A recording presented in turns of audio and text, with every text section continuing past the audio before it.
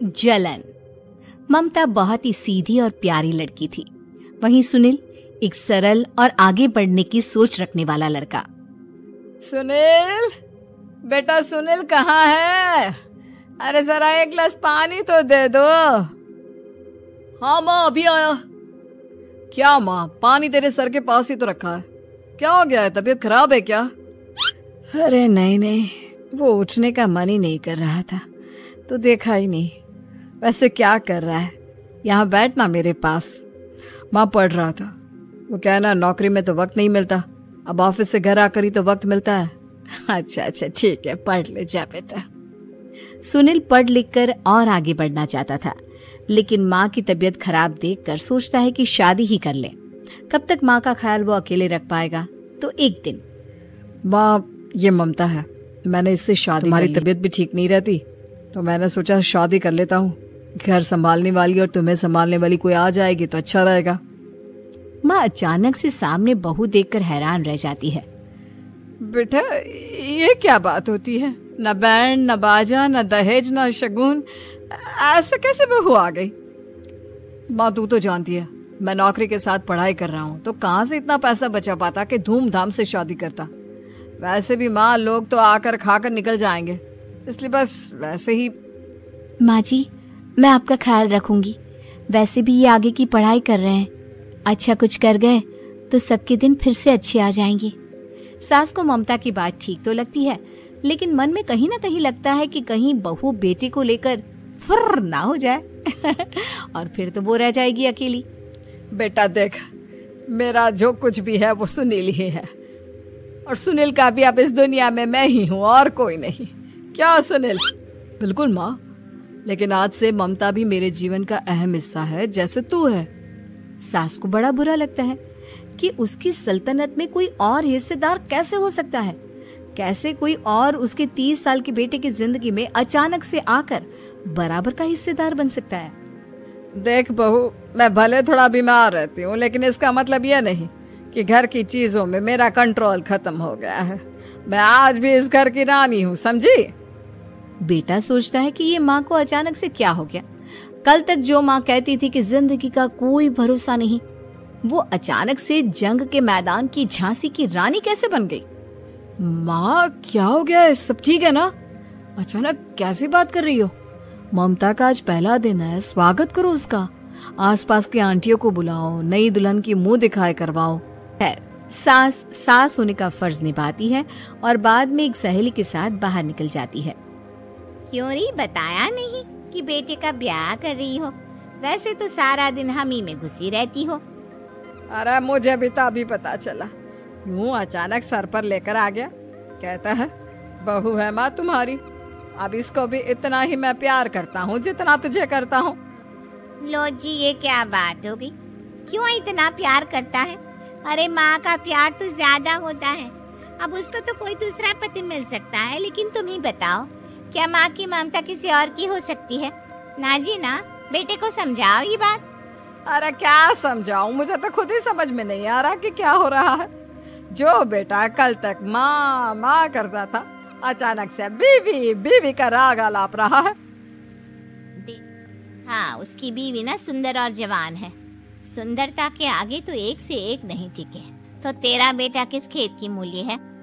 सास को भी समझ में आ जाता है कि बहू की सुंदरता के आगे माँ का प्यार किसी काम का नहीं। उधर बीवी, ए जी, अम्मा जी सहेलियों को छोड़ने गई थी, अभी तक आई नहीं, हम देख आए क्या? अरे रहने दो ना, आ जाएंगी। कहाँ जाएगी, उनकी आदत है, एक बार जाती है तो पूरी पंचायत खत्म करके ही आती है। अच्छा ही है, खाना वाना खा कर गई होगी। छोड़ो ना, घूमेगी तो खाना पचेगा, नहीं तो ऐसे ही खाट पकड़ लेगी। बहू भी शांत हो जाती है। उधर सास सोचती है कि आज थोड़ा देर से ही घर जाती हूँ, जब बेटा परेशान होकर ढूंढेगा तब मजा आएगा। बीवी को खुद ही पता चल जाएगा कि माँ के आगे उसकी दाल नहीं गलेगी। लेकिन वहीं दूसरी ओर घर पर, ए जी, माँ जी अभी भी नहीं आई, हमको तो घबराहट हो रही है कि क्या करें, जाकर पता करे किसी के घर। अच्छा, कहाँ जाओगी ये भी बता दो। पहला दिन है तुम्हारा इस घर में और एक ही दिन में मोहल्ला छानोगी क्या? हाँ, तो आप भी तो नहीं जा रहे हैं ना, हमको फिक्र हो रही है। अरे यार, ये रोज का है अम्मा का, खाओ और सो जाओ। बस फिर क्या था, बेटा बहू खाना खाते हैं और कमरे में सोने चले जाते हैं।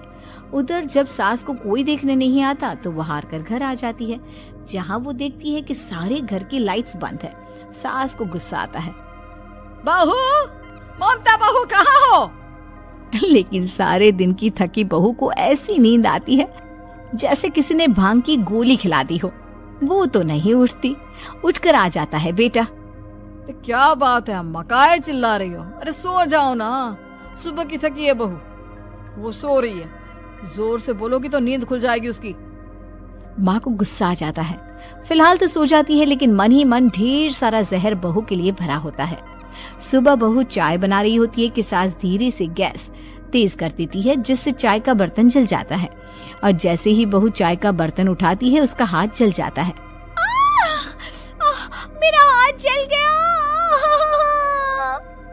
वो जोर जोर से चिल्लाकर इधर उधर भागती है कि सास थोड़ी देर में उसके हाथ में पानी डाल देती है। हाय रे बहू, क्या कर रही हो? पहली बार रसोई छुई हो क्या? सासू माँ, गलती से गैस तेज रह गई थी और बर्तन जल गया, जिससे मेरा हाथ जल गया। हाय रे, कितना गंदा दाग। छी छी छी छी, मुझे तो उल्टी आ रही है तेरा गला हुआ मांस देखकर। तू ना मुझे अभी साथ से खाना मत लगाना। बहू भी खुद का हाथ देखती है तो उसे भी रोना आ जाता है। कुछ दिनों की सहेली आती है, बहू चाय बनाकर लाती है। उसके जाने के बाद सहेली कहती है, बहू की सुंदरता ऐसी है कि कोई भी दीवाना हो जाए। वैसे तेरे बेटे का क्या हाल है? अरे वैसा ही है, बहू के पीछे लट्टू। क्या करूं, कुछ समझ में नहीं आ रहा। मैंने तो बहू के चेहरे पर दिवाली के पटाखे की चक्री फेंक दी, उसका पूरा चेहरा जल गया। अब देखो ना रही सुंदरता, और ना ही अब मेरा बेटा उसे पूछता है। अरे अब तो वो उसे छोड़कर दूसरी भी देखने को बोल गया है मुझे। बहू सारी बात सुन रही होती है। आंटी, एक बात बताइए, क्या भरोसा है कि दूसरी सही आए और आपके अनुसार रहे? देखिए आंटी, मेरी सासू माँ को गलत बात सिखाने की जरूरत नहीं है। हमारा परिवार साथ में खुशी से रह रहा है। देख बहू, मेरी सहेली की बेइज्जती ना कर, वही अच्छा रहेगा तेरे लिए, समझी? बहू नहीं मानती है। वो बार बार उनकी सहेली को घर से निकल जाने को कहती है। तभी सास की सहेली पास के चूल्हे से लकड़ी लाकर बहू के चेहरे पर लगा देती है। बहू जोर जोर से रोने लगती है। अरे ये क्या कर दिया? मैंने कहाँ किया, ये तो तूने किया। तू ही नहीं चाहती थी कि बहू बेटी के साथ रहे, भला मैं क्यों करूँगी? मैं तो चली, निपटो अब। बहू रो रही होती है, दर्द से चिल्ला रही होती है, लेकिन सास उसे डॉक्टर के पास नहीं ले जाती। तभी पति आता है। क्या हो गया ममता? ये दाग कैसे लगा? तुम कैसे जली? ममता कुछ नहीं कहती, बस दर्द से करा रही होती है। पति माँ की तरफ देखता है। हो ना हो माँ, ये पक्का आपका काम है। आप ही ममता से जला करती थी ना। देखना माँ, अब पुलिस आएगी, केस बनेगा, लेकिन पहले मैं ममता को अस्पताल लेकर जा रहा हूँ। सभी अस्पताल जाते हैं, जहाँ डॉक्टर ममता की सास से कहते हैं, आपने तो नहीं जलाया ना बहू को?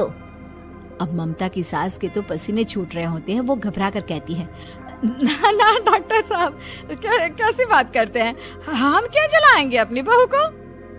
डॉक्टर ममता के पति से पूछते हैं। देखिए, क्योंकि ये ससुराल में जली है तो मामला पुलिस का बनता है, तो आप पहले पुलिस को बुलाइए, तभी इलाज पूरा होगा। सास डर जाती है कि अब तो बच्ची जिंदगी जेल में ही रहना होगा। रहने दीजिए ना, पुलिस को क्यों बुलाना? सारी हंसी खत्म हो जाएगी जब पुलिस के डंडे पड़ेंगे। बहू को जलाना भले ही बहुत आसान हो, लेकिन उसके बाद सारी जिंदगी जेल की हवा खाना। सास डर जाती है। पुलिस आती है। पास लेटी दर्द से करा रही ममता स्टेटमेंट देती। तो क्या हुआ था? कैसे जली आप? ममता पास खड़ी सास को देखती है। बेटी बताओ, कैसे जल गई तुम? ओए, काका का किरण वाली शाहरुख, चुप, बिल्कुल चुप। सास चुप। सभी इंतजार करते हैं कि ममता क्या बोलेगी। जी, मैं खाना बना रही थी, लकड़ी उड़कर मेरे ऊपर गिर गई और मैं जल गई। सास बहू की बात सुनकर रोने लगती है। देखा माँ, कितनी समझदार है ममता। ये चाहती तो, हाँ बेटा, ये चाहती तो मैं आज जेल में होती। मुझे माफ कर दे, मैं आगे से अभी कभी ऐसा नहीं करूंगी। बहू के साथ मिलकर रहूंगी, मुझे माफ कर दे।